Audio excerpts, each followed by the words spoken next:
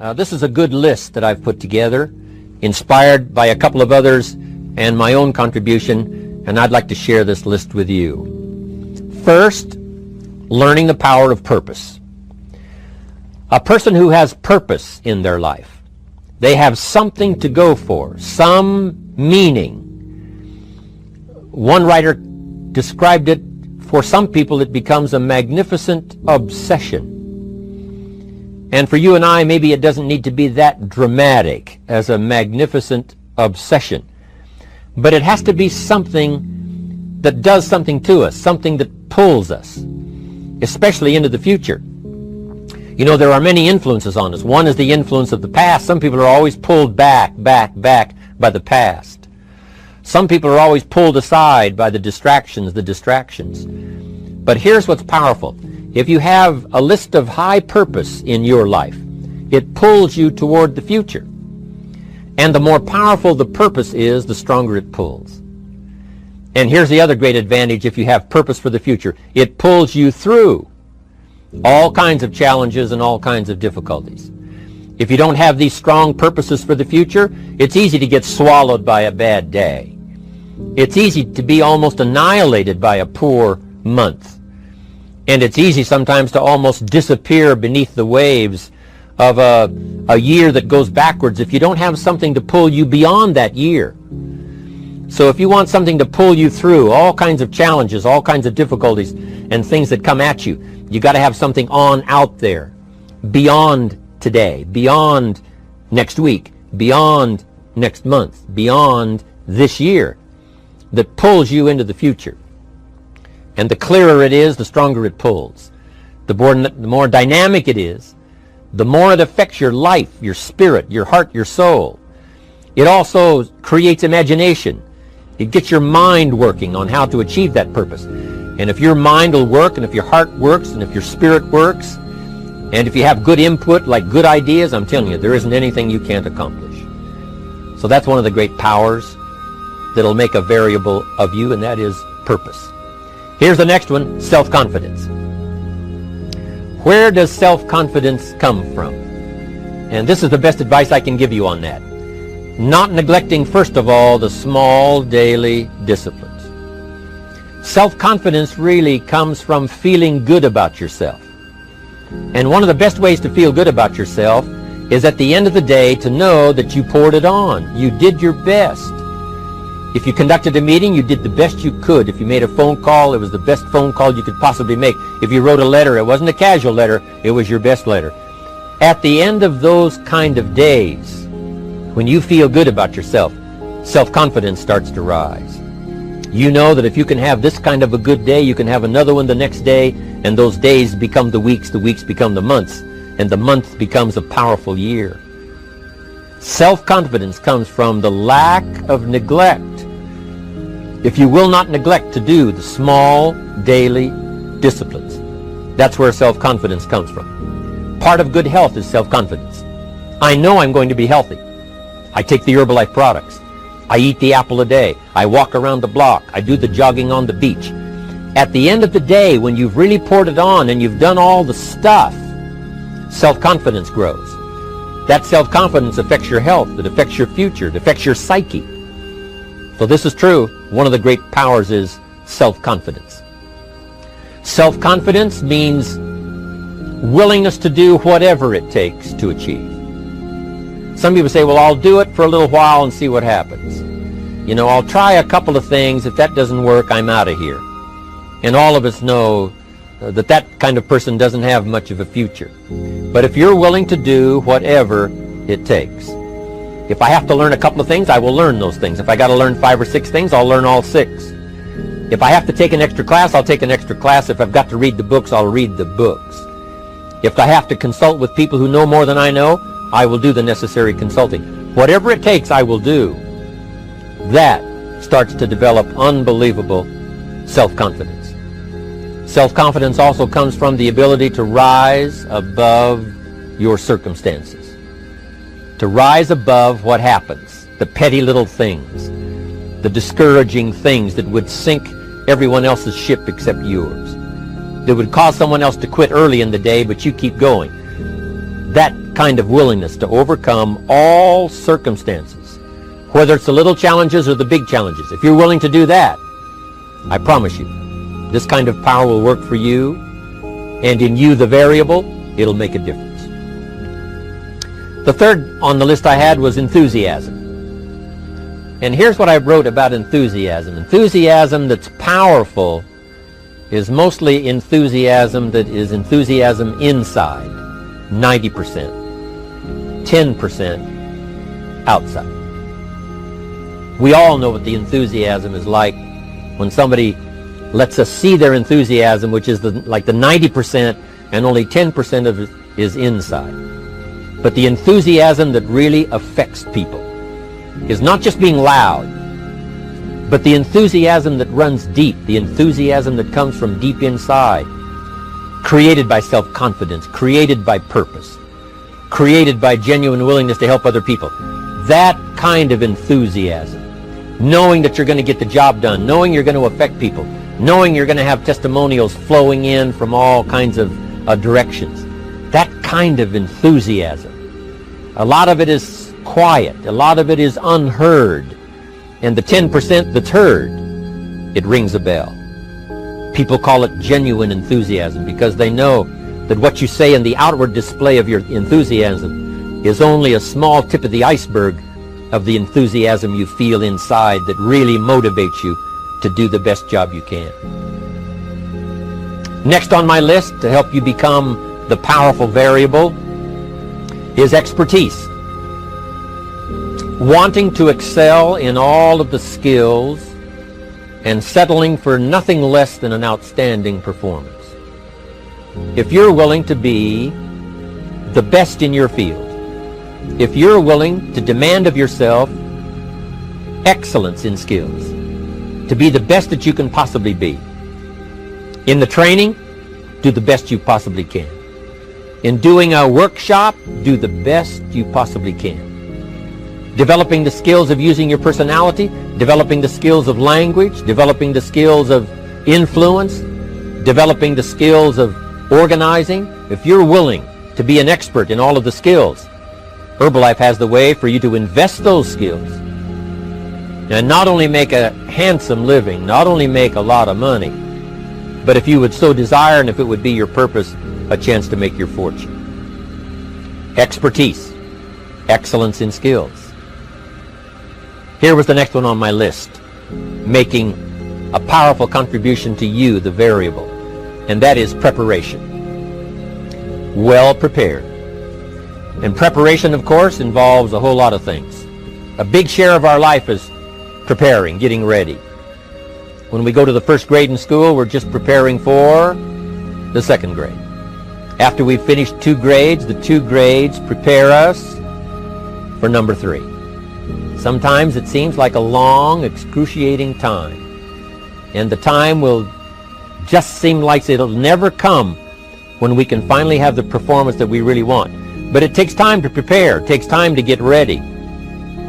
And the decisions you make in the preparation time, those are the decisions that last for a lifetime. Preparing to have a good day. It's that preparing, maybe the night before, maybe the couple of days before the day that you're going to put everything together. The preparation for a meeting means that you've taken it serious.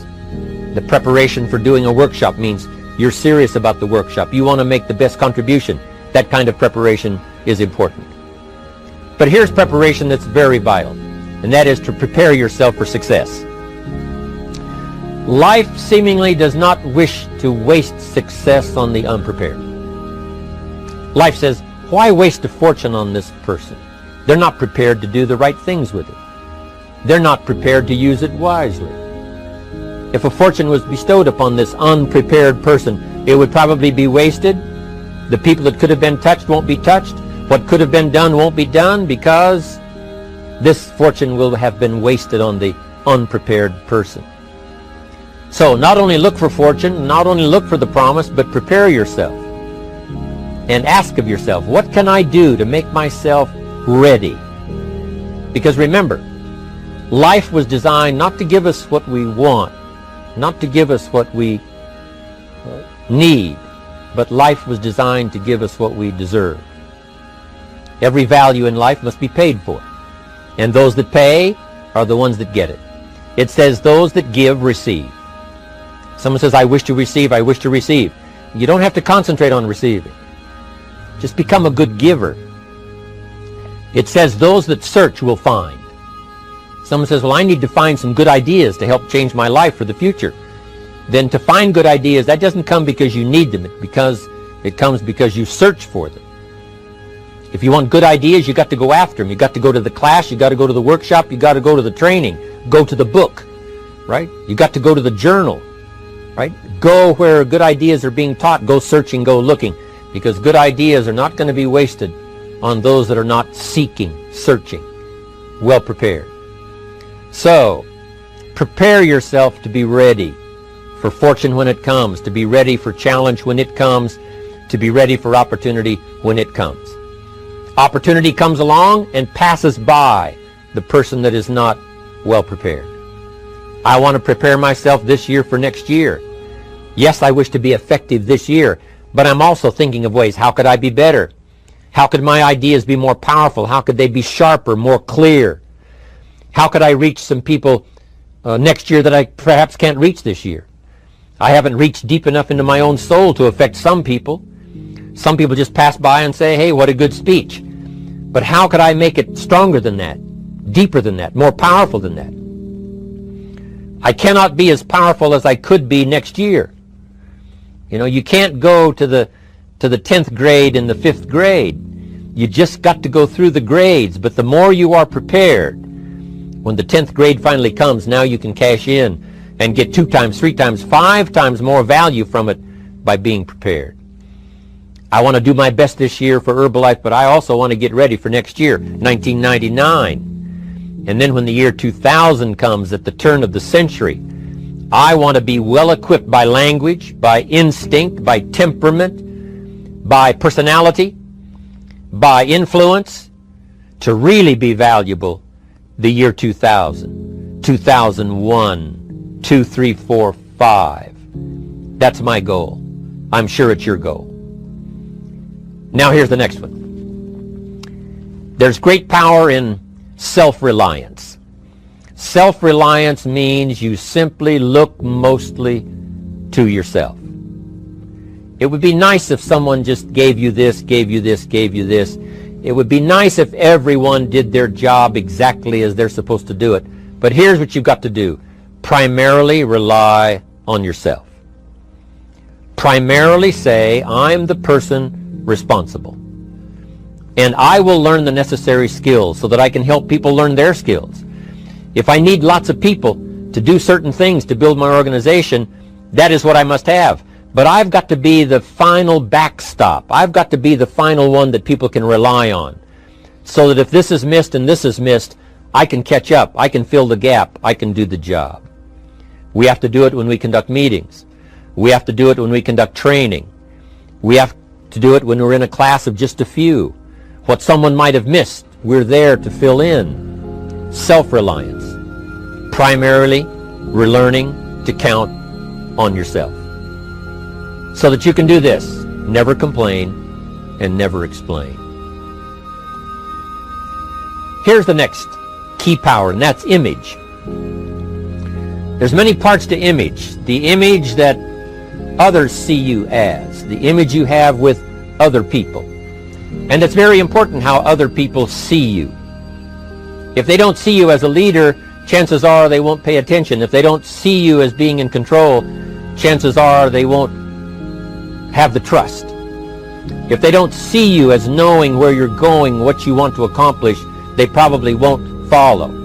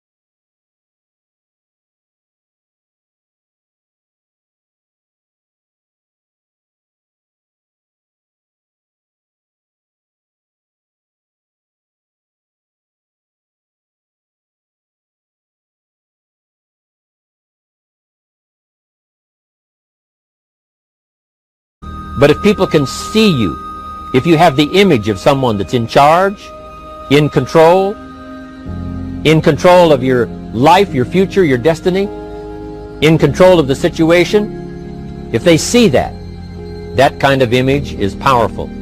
It helps to win the day. It attracts other people. People want to be around people that are in control, that are powerful, but they know how to use their power, influential, but they know how to use their influence. That kind of image is important. But here's a very important image, and that is your image of yourself. The way you dress, the way you talk, the way you think, your capacity for learning, all of that is an important image that you have of yourself. The image that you have that if it needs to be learned, you could learn it. If there's a book that needs to be mastered, you could master it. If there's a skill that needs to be learned, why couldn't you get busy now and learn that skill? That kind of self-image, that I am continually trying my best to be the best I can. Because one of the most important places you have to look is into the future, yes. You got to look into the past, yes. You've got to look around, yes. But one of the most important places you have to look is in the mirror. You know, how I appear to other people, that's important. But how I appear to myself is the ultimate importance. That kind of image, to where you'll develop the self-confidence, you'll develop the self-reliance. Now here's another one in my rather short list. The next word is character. Becoming a person of high values, a person of principles, a person of honesty, a person that earns respect. That kind of character. It took character when Mark started to put the marketing system together. How can we have a system that will build in the integrity, that people will know that if this happens, then this will happen, and if this goes wrong, here's the way to fix it? Unless you have the principles and the character and the integrity to put together a viable plan for a wide variety of people, then the system is not going to last very long. And I've been around long enough, and I'm sure you have been around long enough to see a lot of systems that got started, but they failed. And the reason is because they were not constructed with integrity. They were not constructed with character. They were not constructed with doing the right thing. They might have been constructed to take advantage. You know, cash it out as quickly as possible and leave. Mark was involved when others took advantage of him all those years ago before Herbalife. When someone took advantage and didn't have the character, didn't have the principles, and didn't have the character to stay, the character to see it through, the character to do the right thing. So this is important, to develop the character within yourself, that people see you as honest, as fair, willing to do the right thing, willing to be helpful, but always willing to walk the center line, not to pass the line. When we come to an opportunity like Herbalife, especially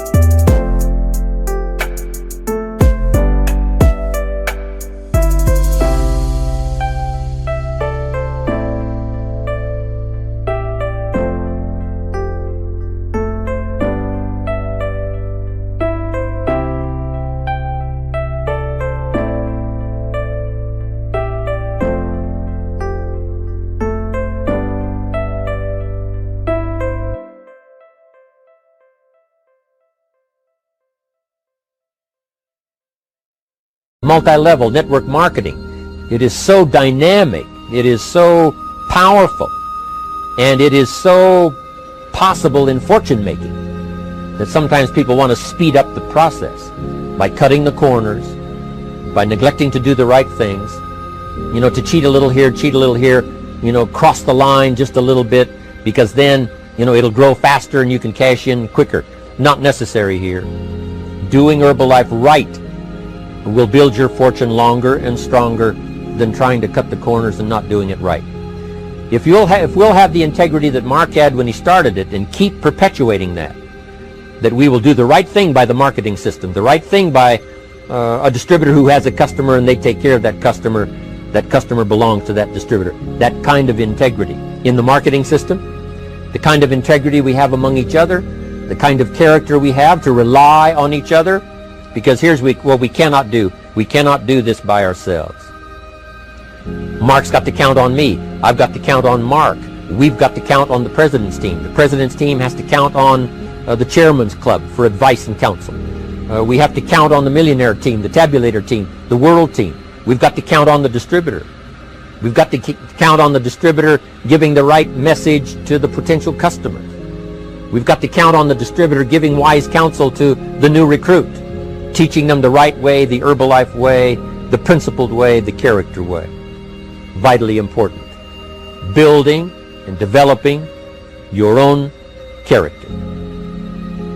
Now here's another one. It's called self-discipline. Self-discipline, all of us have a challenge with that. Because sometimes it's easy, and especially if you're working hard, doing the best you can, it's easy sometimes to let up and let it go. But remember, so many people, especially now that we're as big as we are around the world, are counting on what we do. At home office, they have to be careful. They have to be disciplined. It's easy for the person who ships the product from Herbalife says, oh, well, I'll wait until tomorrow to ship it. And then they go home and sleep like a baby. But the distributor who's waiting for that product doesn't sleep that night, or doesn't sleep when the product doesn't show on time. But if everybody will have the discipline to say, I will do the best job I can. I will make mistakes, of course, because we're all human, but I'll try to remedy those mistakes and do the best job I can. That kind of self-discipline that understands how important your part is in all of the functions that work. Coming to work on the set here, HBN, there's so many people that play a part. And each one of the parts that are played is necessary to put on the broadcast, make it viable, make it real, make it powerful. Any couple of them missing, and it would be a disaster. But all of it put together, and it works like a charm. Each person developing the self-discipline to do their part, do their job. Here's one more, and that is the power of extraordinary performance and demanding of yourself excellent results. This is so important. If you want to live extraordinary, you must do extraordinary. If you want an extraordinary income,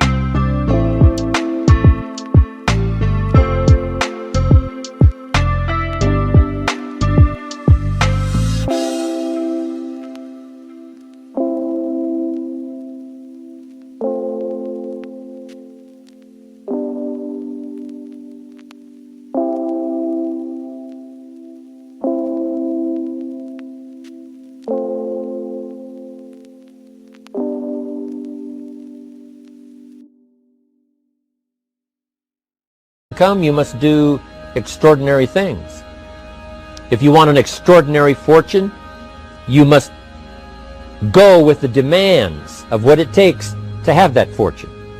Mark has made such a fortune, it's almost beyond comprehension what the numbers really are. But guess what he has the satisfaction of knowing? He earned it all. If he'd have been lax in the performance, Herbalife would not be here these 18 years later. Herbalife would have been a footnote in multi-level history. But because he performed year after year, the 3rd year and the 5th year, and the 7th year and the 10th year, and the 12th year and the 15th year, and now performing well in the 18th year, I'm telling you, that's what makes it such a viable fortune for Mark personally, of course, because he did the job. If we would ask of ourselves that kind of performance, and you've got to ask it of yourself. You know, I can't ask it of you. I would try to inspire you. I would try my best to share with you what it might taste like, what it's like to finally make your fortune. It happened for me. But here's what you must do. You must demand it of yourself. Society does not demand that you not have a heart attack. But if you want to escape having a heart attack, you must demand it of yourself. Society doesn't demand that you take Herbalife and improve your health. You have to demand it of yourself. Society doesn't demand that you jog around the block every morning. But if you want good health, you must demand it of yourself. Society doesn't demand that you read a couple of books a week and improve your intelligence and your knowledge. That you must demand of yourself. Society does not demand that you build a financial wall around your family nothing can get through. That's not a demand of society. But you must demand it, if you wish it, you must demand it of yourself. Society doesn't demand that you learn a list of 10 skills.